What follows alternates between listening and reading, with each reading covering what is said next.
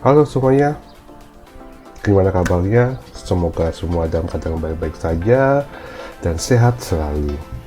Kita kembali di sesi kali ini bersama saya, Heri Wijayanto, di mana di dalam sesi kali ini saya mungkin akan lebih banyak sharing, saya akan lebih banyak berbagi dengan teman-teman semua mengenai salah satu penggunaan design thinking, terutama dalam membangun sebuah e-commerce. Dan nanti juga akan saya jelaskan secara singkat kenapa design thinking itu merupakan salah satu metode yang mungkin sangat berguna atau sangat cocok di dalam kita atau ketika kita ingin membangun sebuah e-commerce. Semoga bermanfaat bagi teman-teman semua. Kita awali itu dengan latar belakang, ya, dengan dasarnya kenapa penggunaan design thinking ini cocok dengan atau cocok dengan ketika kita ingin membangun sebuah e-commerce. Sama seperti bisnis yang lainnya, sama seperti bisnis pada umumnya. Yang salah satu fokus dalam e-commerce itu adalah bagaimana kita mengetahui customer kita seperti apa. Bagaimana kita mengetahui atau memahami karakter atau perilaku customer kita seperti apa, sampai pada titik dalamnya. Ketika kita bisa mengetahui customer kita seperti apa, ketika kita bisa memahami perilaku customer kita seperti apa, kita dapat membangun sebuah empati, ya. Kita dapat membangun sebuah empati untuk bisa memahami lebih dalam, sehingga e-commerce yang akan kita gunakan atau e-commerce yang akan kita buat nantinya mampu melayani customer kita dengan lebih baik. Dan empati itu adalah menjadi satu kunci atau menjadi sebuah fondasi utama di dalam penerapan konsep design thinking. Ya.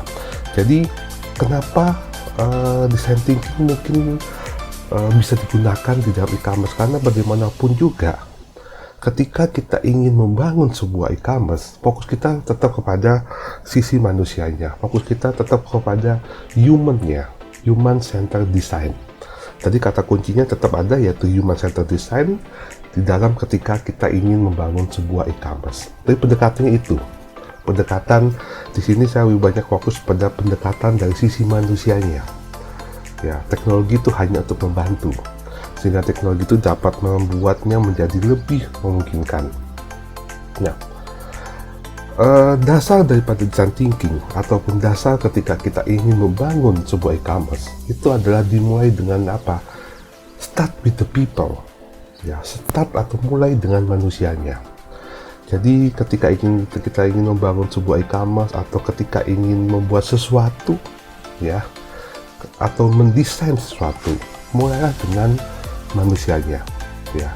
Kemudian di sini kita bisa melihat, teman-teman bisa melihat, start with the people yang ingin kita desain, ya, dan kita akhiri dengan memberikan sebuah solusi. Kenapa sih empati itu menjadi sebuah hal yang luar biasa di sini? Ya, design thinking itu adalah satu konsep metode yang menerapkan human centered design.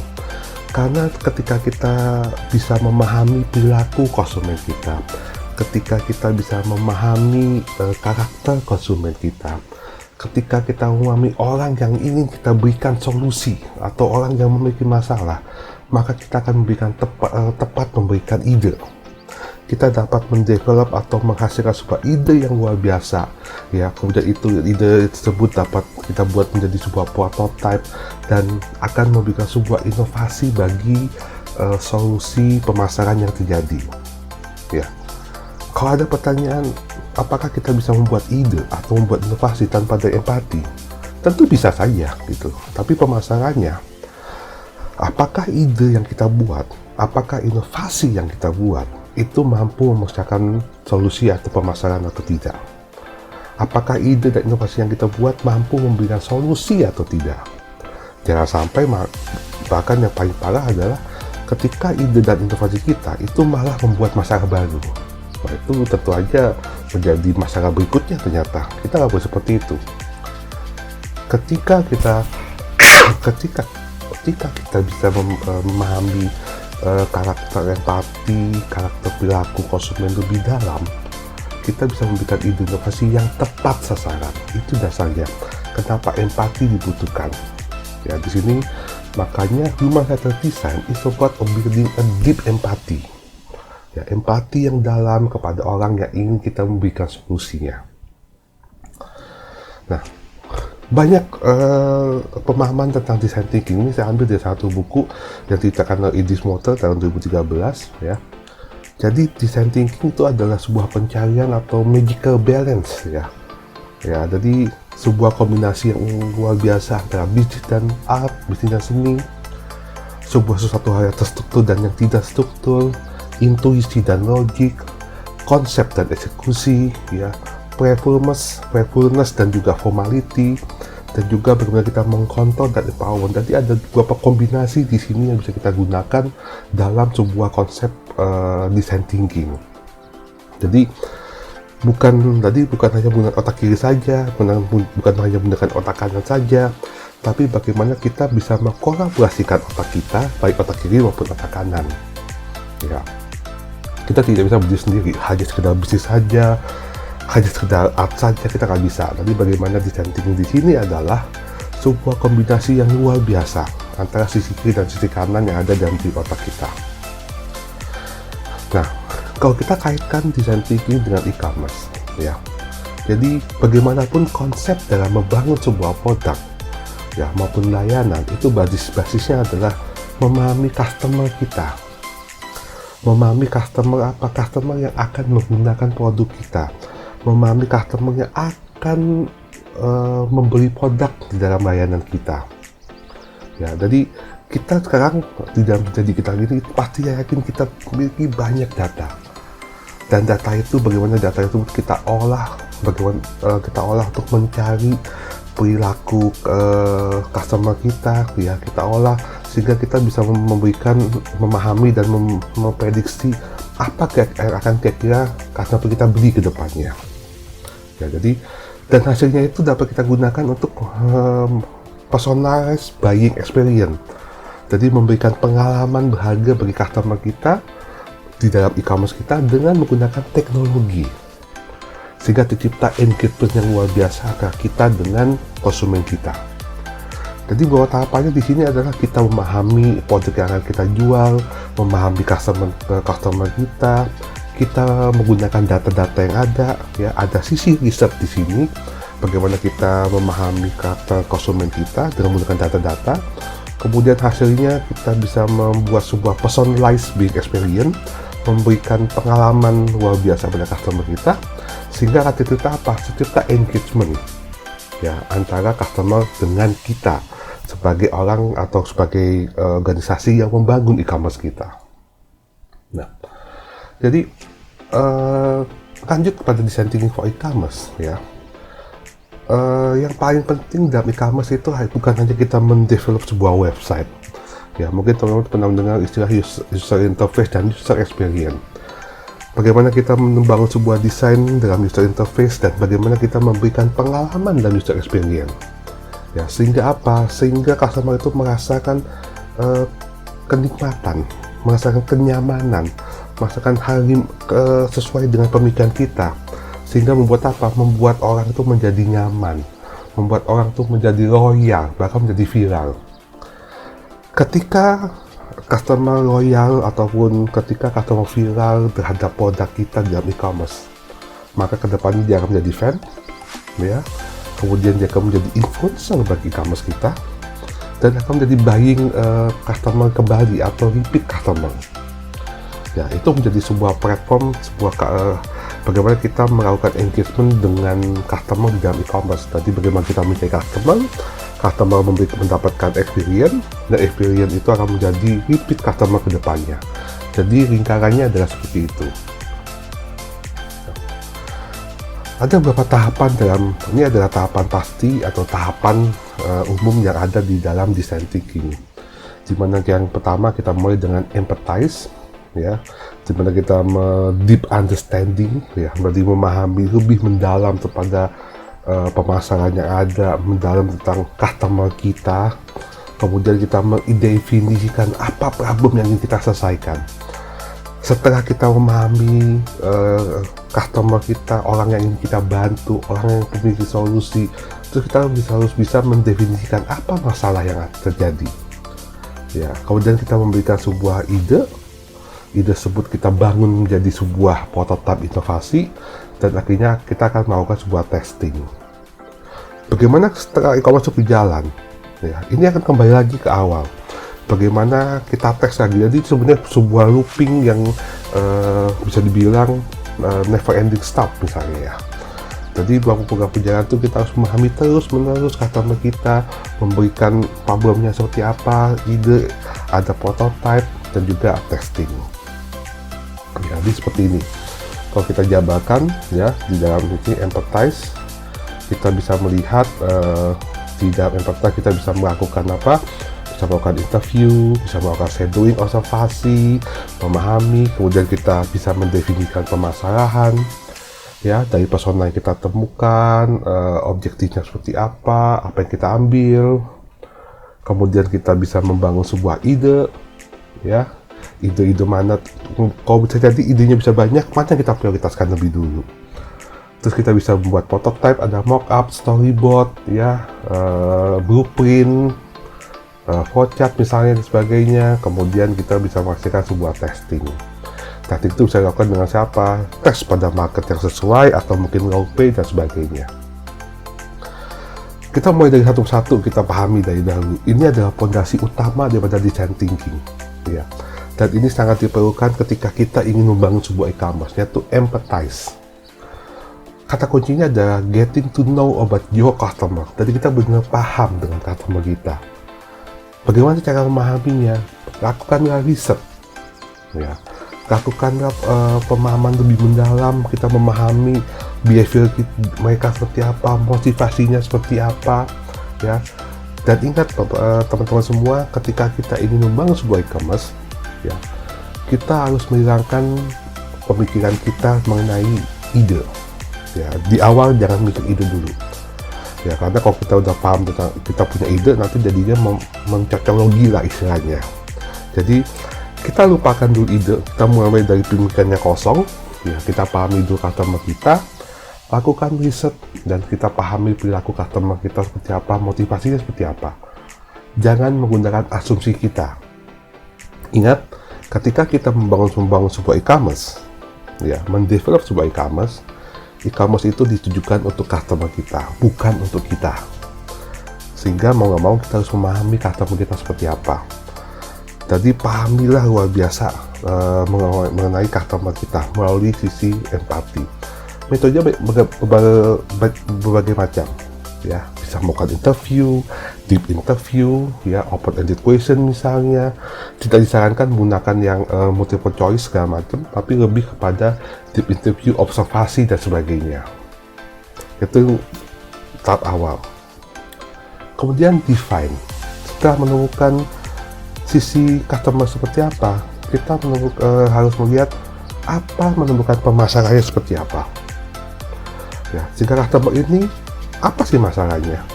Apa yang mendorong mereka melakukan perilaku seperti itu? Dan apa solusi yang kita tawarkan? Ya, ini sudah mulai memikirkan solusi. Jadi ada problem, ya, kita membuat itu menjadi sebuah opportunity. Bagi seorang entrepreneur, ya, problem itu adalah opportunity, ya. Jadi seorang entrepreneur itu selalu mencari problem, ya. Problem bukan mencari masalah yang bagaimana, tapi mencari problem untuk apa? Untuk diselesaikan. Ya, itu kata kuncinya. Jadi kita mencari permasalahan apa, kemudian kita mencoba untuk menyelesaikannya. Ya, tentu saja dengan beberapa fitur dan lain sebagainya. Jadi setelah kita mengetahui empati seperti apa, kita mendefinisikan permasalahannya apa, ya. Kemudian kita melihat kenapa itu terjadi. Jadi sisi Y-nya kita juga pahami di sini. Setelah itu kita memiliki ide, ya. Kita menggunakan kreativitas kita bisa menggunakan inovasi yang kita miliki untuk membangun sebuah ide. Terus bagaimana kalau kita, waduh saya tidak kreatif? Banyak metode kreatif yang bisa teman-teman gunakan. Ada metode kreatif misalnya thinking hat, ada metode ideation misalnya scamper, ya, dan sebagainya. Ya, jadi Banyak metode, jadi bukan berarti semua orang tuh tidak akan kreatif. Ya, hanya saja mungkin kita tidak terbiasa, atau mungkin kita lupa bahwa kita itu kreatif. Jadi seperti itu. Kita bisa memiliki banyak ide, terus kita bisa melakukan brainstorm, ya, brainstorm dengan sekeliling kita, ya, brainstorm secara tertulis akan lebih baik pada brainstorm secara diskusi, ya. Kemudian kita bisa melihat mana ide yang layak untuk dikembangkan, ya. Jadi posibilitas seperti apa, mungkin atau tidak untuk dikembangkan, possible atau tidak. Jadi kita akan tulis, wah ide ini bisa dikembangkan tapi butuh tenaga yang besar, wah itu jangan dulu. Atau tenaga itu dapat arti resource yang besar, itu bisa dilakukan nanti. Ide ini bisa dilakukan tapi butuh biaya yang sangat besar, oh kita tunda dulu. Kita cari ide yang simple, yang memang itu bisa dieksekusi secara baik dan cepat. Jadi itu dulu, yang paling sederhana dulu yang harus kita lakukan. Kemudian kita bisa membuat prototype. Dari ide yang kita pilih tadi, kita buat prototype. Kalau di dalam e-commerce, kita bisa membangunnya dalam bentuk MVP, minimum viable product. Ya, jadi kita bisa melihat prosesnya, tampilan desainnya, ya, atau mungkin Bapak istilah menggunakan mockup, ya, mockup dari website, mockup dari mobile app yang akan kita bangun, ya. Sehingga apa? Kita terlihat, oh tampilannya seperti ini, oh prosesnya seperti ini, di mana kita ngeklik, warnanya seperti apa. Setelah prototype bisa kita buat, ya mungkin kita bisa melakukan riset lagi, kita berikan kepada customer kita untuk kita tes nanti, ya, untuk kita tes seperti apa. Jadi yang penting adalah kita membangun sebuah prototype dulu. Jangan nunggu produk selesai untuk dites, ya, karena itu butuh waktu yang banyak. Jadi prototype itu salah satu testing, ya, salah satu mini produk bisa dikatakan. Makanya namakan minimum viable product. Produk yang sudah kelihatan prosesnya, produk yang kelihatan bentuknya, tapi belum jadi secara utuh. Dan itu kita tes, ya, tes kepada audien ini pada konsumen kita yang kita definisikan di awal. Bisa jadi sama, bisa jadi berbeda. Ya, tentukan dulu personanya seperti apa. Apakah orang yang memiliki permasalahan itu adalah orang yang menggunakan produk kita? Nah, teman-teman yang menentukan. Kemudian kita lihat hasilnya, apakah ini sesuai dengan yang diharapkan? Apakah idenya memang mampu menyelesaikan masalah? Apakah solusinya itu memang betul-betul tepat sasaran? Apa sisi mana yang harus kita tingkatkan? Sisi mana harus kita kembangkan? Itu kita pilih dulu. Ya, jadi kita lihat dulu, mungkin aja, wah ini ternyata sisi ini kurang. Kita menerima juga inputan daripada konsumen kita. Mana yang ingin kita kembangkan, sehingga kita benar-benar bisa menciptakan sebuah solusi, ya, solusi yang baik bagi customer kita. Kenapa kita fokus pada problem? Kenapa kita fokus pada solusi? Karena ketika produk kita menjadi jawaban dari permasalahan, otomatis produk kita akan memiliki market bagi konsumen, karena itu menjadi salah satu solusi bagi dia untuk menyelesaikan masalah. Makanya tadi dari awal, saya tidak akan fokus dengan ide dulu, tapi ide itu bisa, beberapa orang mengatakan ide itu mudah, ya, tapi bagaimana ide itu mampu memecahkan masalah, itu yang paling penting, kata kuncinya. Makanya di awal yang paling penting adalah empati, kemudian definisikan problem dulu, baru mencari solusinya. Setelah itu semua, tes semua dapat, akhirnya adalah bagaimana kita mengimplementasi, bagaimana kita mengeksekusi. Ini lebih penting lagi, ya teman-teman. Jadi kebanyakan kita punya ide yang luar biasa, tapi ternyata ide itu hanya sekedar ide, kita tidak mampu mengeksekusinya. Nah, ini tahapan terakhir. Ketika kita ide sudah tervalidasi dengan bagus, saatnya kita melakukan implementasi. Dan selalu step by step, pelan-pelan, start small. Jangan selalu melakukan sesuatu itu dengan yang besar. Start small, perbaiki lagi, development lagi, dan ada improvement terus-menerus dari program yang kita buat. Ya, mungkin saya ngambil istilah, kalau dulu ada Microsoft Word, ada versi alpha, ada versi beta, ya itu bisa jadi kita gunakan. Atau versi 1, 1.0, 2.0, 3.0, itu adalah improvement dari produk yang akan kita buat. Kita bisa menggunakan cara seperti itu. Nah, apa yang pengen kita tekankan di sini, teman-teman, ya? Jadi, untuk membangun sebuah e-commerce atau ingin mengembangkan e-commerce atau mencari ide, saya pengen buat e-commerce seperti apa ya? Dasarnya adalah apa? Empati. Saya mungkin masuk ke poin terakhir, don't start with the idea. Jangan mulai itu dengan ide, tapi start apa? Start dengan empati. Ya, oke, mungkin tujuan kita adalah mencari ide untuk membangun e-commerce. Kita lupakan dulu idenya. Kita cari masalahnya apa dulu. Kita start with empati.